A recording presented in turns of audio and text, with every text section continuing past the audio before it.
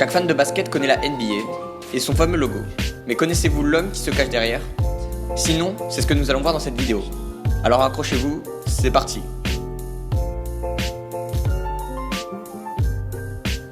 Cet homme est un joueur des Lakers, plus précisément le numéro 44. Il a été drafté en 1960 et a joué dans les années 60 à 70, notamment avec de très grands joueurs, comme Wilt Chamberlain et Elgin Baylor. Vous l'avez reconnu? Eh oui, c'est bien Jerry West qui est sur le logo. Mais qui est Jerry West? Né le 28 mai 1938 à Shelland, en Virginie occidentale, West effectuera 3 ans à l'université de West Virginia, puis sera drafté en seconde place par les Lakers en 1960, après Oscar Robertson. Celui-ci évoluera pendant 14 saisons aux côtés des Violets jaunes. Il sera élu All-Star chaque année de sa carrière. Il recevra aussi 12 sélections All-NBA, 10 fois dans la première équipe, 2 fois dans la seconde, et 5 sélections All-Defensive, 4 fois dans le premier 5, 1 fois dans le deuxième 5.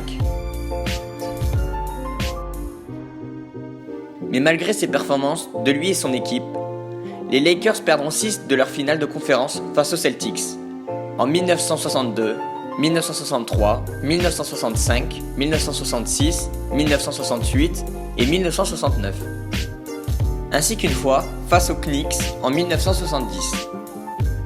Lors des finales 1969, West réalisera cependant une performance encore unique aujourd'hui.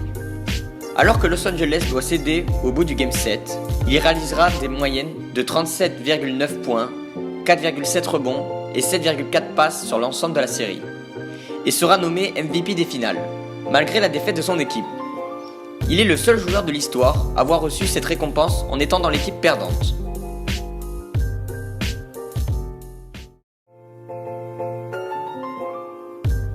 Malheureusement, West ne sera jamais élu MVP durant sa carrière. Il prendra alors sa retraite en 1974 et sera logiquement introduit au Hall of Fame en 1980. Son maillot 44 sera retiré des Lakers le 19 novembre 1983.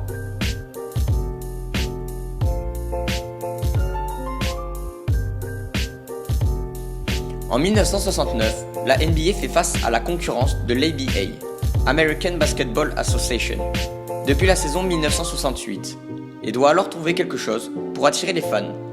Le commissaire de l'époque, Walter Kennedy, contacte alors Alan Siegel, de l'agence Siegel-Gale, qui avait créé le logo de la MLB, et lui offre $10 000 pour créer un logo pour la ligue. Une seule condition est alors posée: utiliser du rouge, du blanc et du bleu pour positionner la NBA comme un sport pour tous les Américains.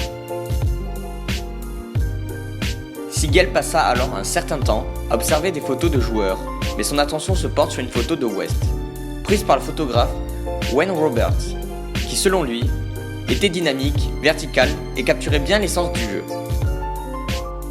L'image choisie est assez ironique en soi, car West est droitier et était plutôt réputé pour être un scoreur plus qu'un dribbleur.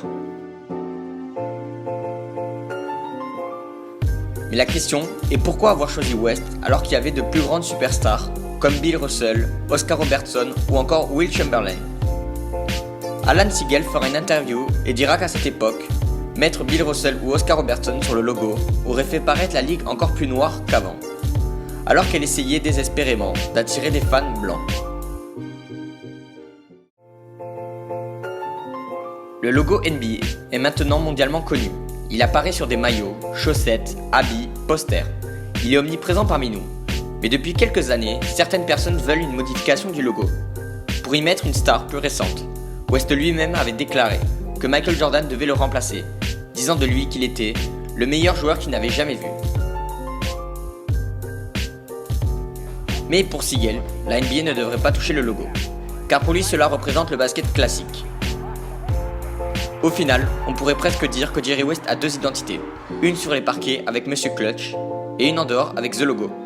Et la deuxième est bien plus connue que la première, même si peu de gens savent que celui qui se cache derrière cette silhouette blanche sur le logo de la NBA est considéré par Kobe Bryant comme le meilleur Lakers all-time.